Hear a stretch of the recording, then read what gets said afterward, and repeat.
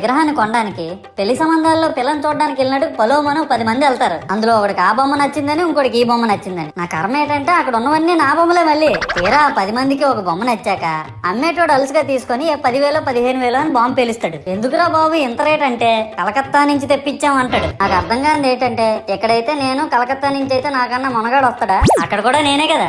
ఇలా నన్ను బజార్లో పెట్టి బేరం ఆడి నా మొహానికి ముసుగేసి వ్యాన్ ఎక్కిస్తారు. ఆ వ్యాన్ డ్రైవర్ గాడు నేనున్నానని కూడా చూడకుండా ఏదో ఆలోచించుకుంటా డ్రైవ్ చేస్తా గతకల్లో గబ్బి గుబ్బి మని తించేసి నా కాల్లో చెయ్యి ఎరగొట్టేస్తాడు. ఈ విషయం చందాలు ఇచ్చిన చిన్నోళ్ళకి తెలిస్తే మళ్ళీ ఇరిగిపోయిన బొమ్మ పెట్టకూడదని ఏ బొమ్మ రాసి కవర్ చేసేస్తాడు.